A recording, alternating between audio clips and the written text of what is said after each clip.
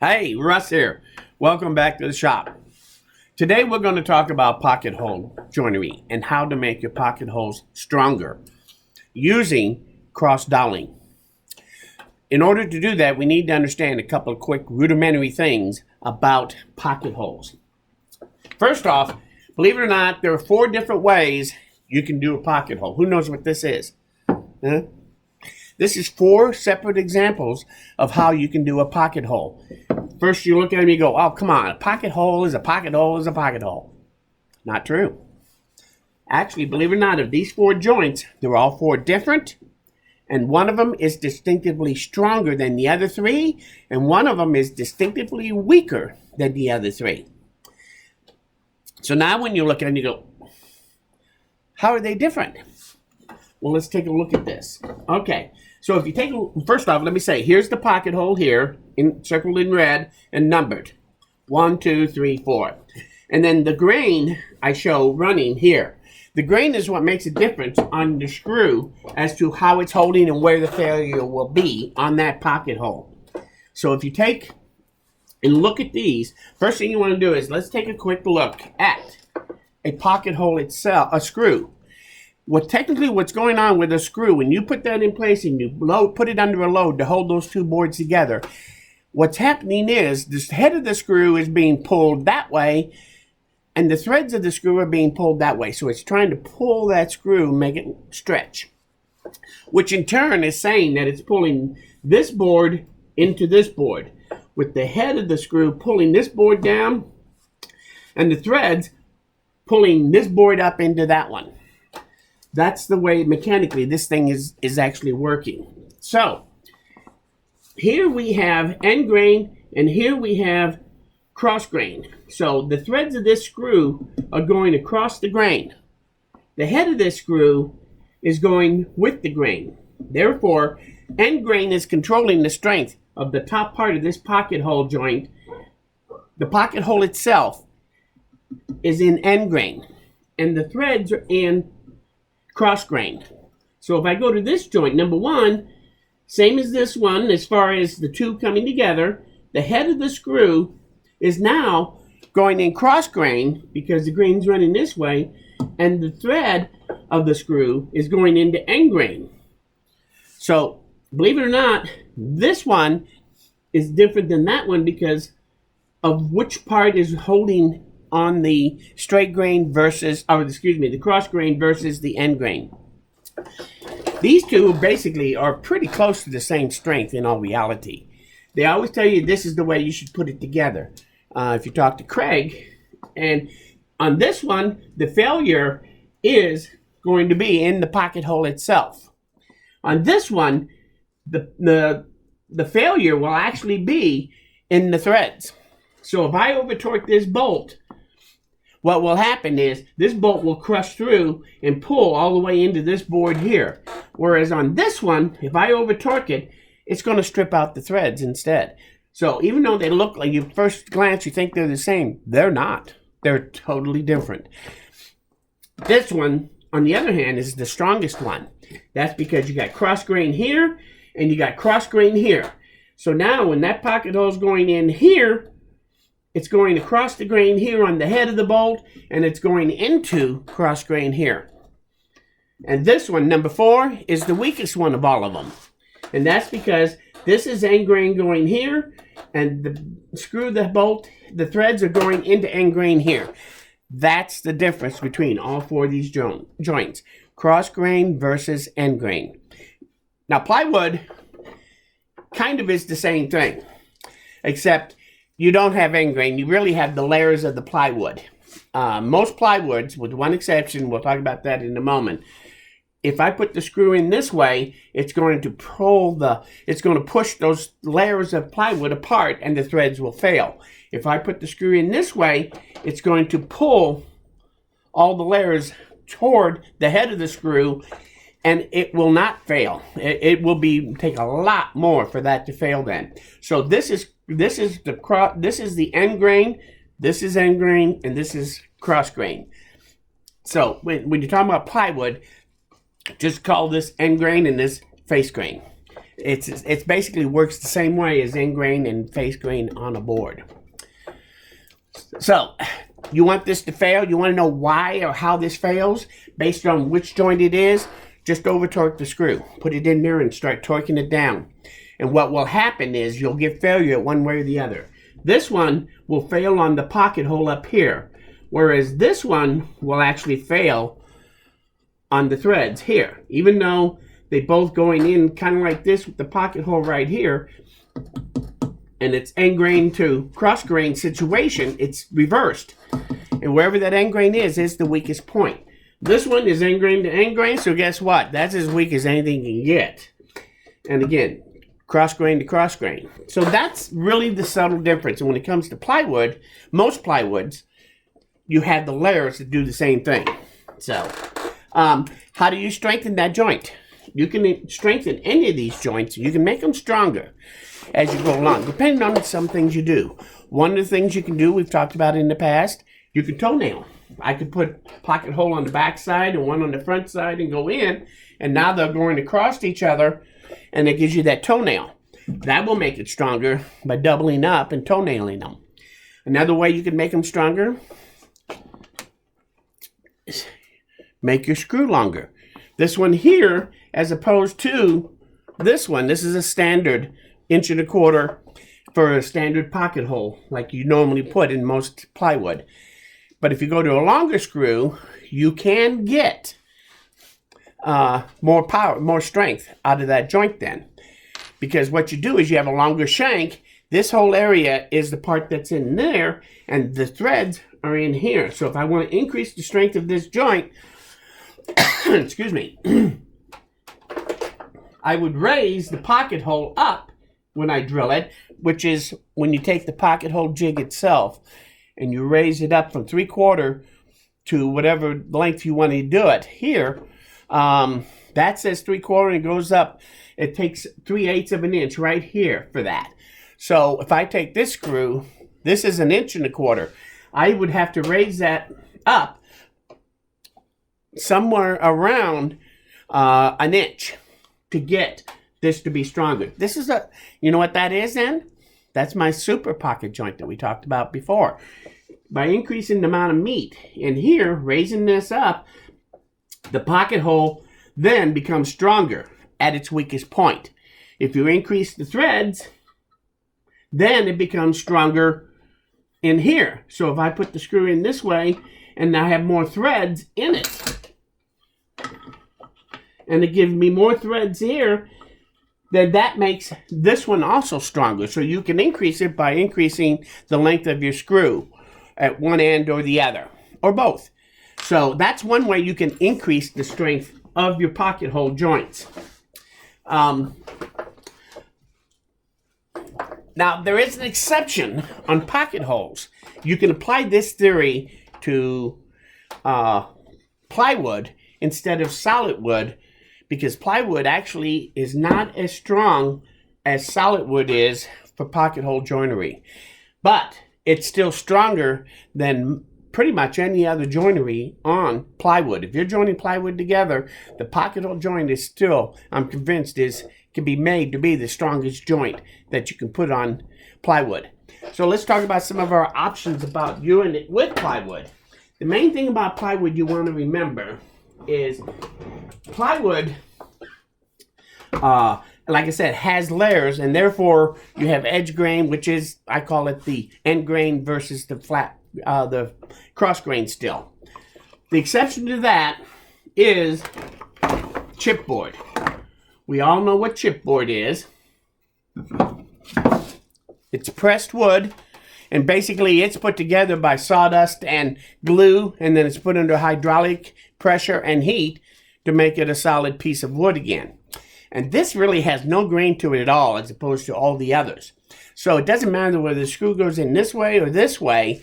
What makes a difference to how strong it is how much meat is around that screw. If I put it in this way, there's a lot of meat around the circumference of that screw. If I put it in this way, the amount of meat is not as much. So that can affect the strength of that screw. But there is no, it's all end grain basically when you're doing this type of wood. So, classic joint. on chipboard, this is the weakest joint in plywood right there. And that's because we're using chipboard and we have a pocket hole screw going into here. This thing will inevitably fail at this point right here in the pocket hole. That is the weakest point that thing is. So if we want to increase the strength of this, how do we do that? Especially in wood like this. This is really very, very weak joint. And so usually you get failure on cabinets with using pocket holes because it always seems to break out right in here. Sometimes it's the threads that tear out, but most of the time it's going to be this pocket hole that does it. Well, you can help it by raising your pocket hole and going to a super joint, but that does not work as effectively on this type of plywood as well as it does on other types of plywood because of the layer thing again. So how do we increase this? By cross doweling. So what is cross doweling? Let's take a quick look at cross doweling. If I have the foot of a bed right here, and I want to put the side rail on it here on each side, and then put the headboard out here to attach this to here, you bring a screw in from the back side here and go through the footboard into the side rail, and the side rail then holds the threads of the screw. Well, you're going into end grain, and so that's not very strong. So how do they make that side rail of that bed stronger? Simply by putting a dowel in there. They cross a dowel across it. Now when the threads go in there, the threads are going through the dowel, and you're getting that cross thread situation, and that's how they make it stronger. Now, most of the time in beds themselves, they use steel dowels instead of wood dowels. But you can, if you're using regular wood screws, if you use a wood dowel, you'll make that thing stronger because you're going to cross grain on your threads by putting that cross dowel in there. So cross doweling can actually affect the strength of it on the screws of that. So let's take a look at that. How do we put a dowel in there? Well, here's one way. This piece here, this is the same joint, except I put a piece of dowel in here. I drilled the hole down this way, a 1/2 inch dowel. Now when I put this pocket hole in here, the threads are now in here. So guess what? Theoretically, that makes it stronger. Well, actually it doesn't, because really, this joint here and this joint here has the same weakness point, and that is the pocket hole itself breaks out. And here, where is it? Here is a classic example of where the pocket hole broke out. You can see there was the pocket hole and it busted out the side. The pocket hole itself is a very weak point, especially on chipboard, on pressboard. So how do you make this one stronger? Well, quite simply, I put a piece of dowel through here so that when I put that pocket hole in there, that pocket hole is now in a cross grain situation, and therefore this pocket hole is not going to break out anywhere near as easy as this one will, because the pocket hole has been reinforced. And if you wanted to, you can put a pocket hole down, or a dowel down here. In this particular case, I put these in, but they don't come through. This is a stop hole with a portion of it, and then I glued this in, and technically now that screw is actually going into there, and that makes that stronger because instead of pressboard, it's going into solid wood. But guess what? Technically, I am going into end grain of that solid wood. So yes, it's stronger than this joint, or excuse me, it's stronger than this joint, which has got no support for the screw here where it's going through. But it does have wood here. But to make this stronger, as strong as possible, what you actually want is this.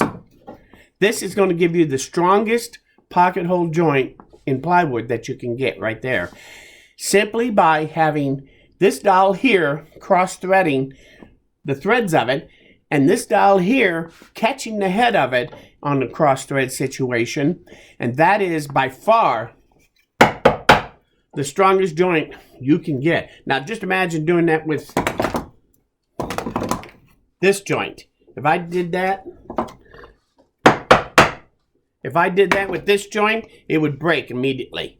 So cross doweling actually works very well. And on the lower part where the threads are, you can put your doweling this way and it'll be stronger than if you put it in on the underside like that and screw that in. That is screwing into solid wood, which is going to be stronger than screwing into the plywood. But again, it's not quite as strong as going into it this way. So, and just imagine that if I took this joint right, let me find, oh, here it is. If I took this joint right here and I went to a longer screw, raise this shoulder up to here and put my dowel in here, then that joint there would be even stronger when I put this together, because now I would increase the amount of meat on the pocket hole part. And again, the pocket hole part is normally the weakest point there is on a pocket hole joint. Usually the threads are a little stronger than this side, depending upon, unless this is in cross grain situation and the threads are in end grain situation, in which case then the pocket hole is stronger than the threaded side of that joint. So keep that in mind. It's very simple to make a joint like this. And if you wanted to, this joint right here, let me find it. Which one is it?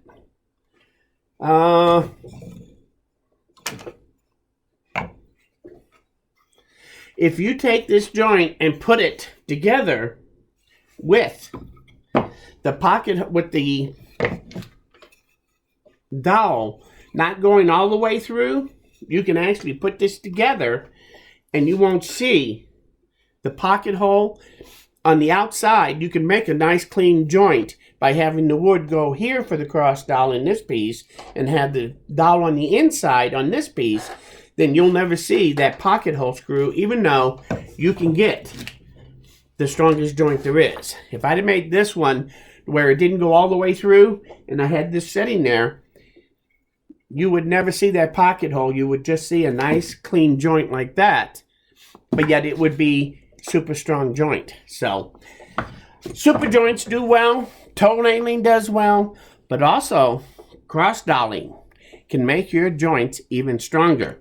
So it's kind of new. It's something I just thought of, and I've been playing with this, and I've realized pretty quickly just how strong this is.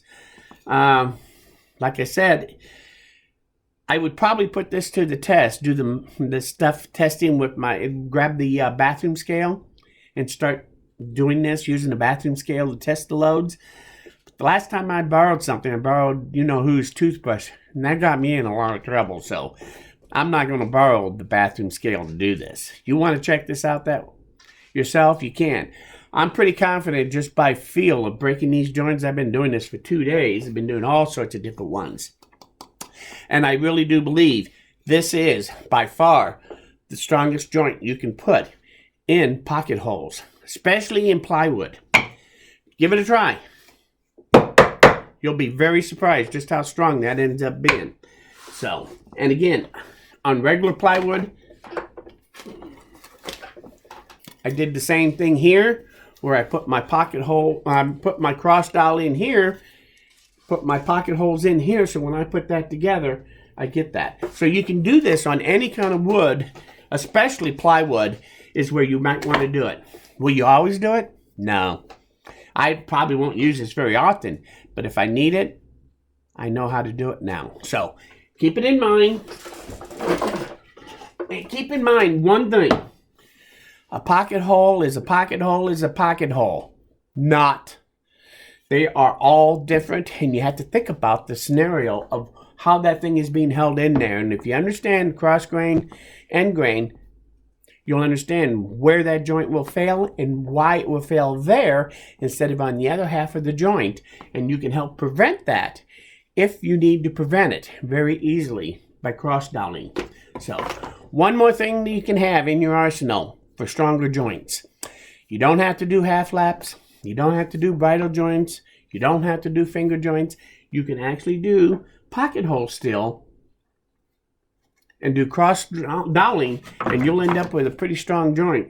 One that I think will last as long as anything that you build that you want it to.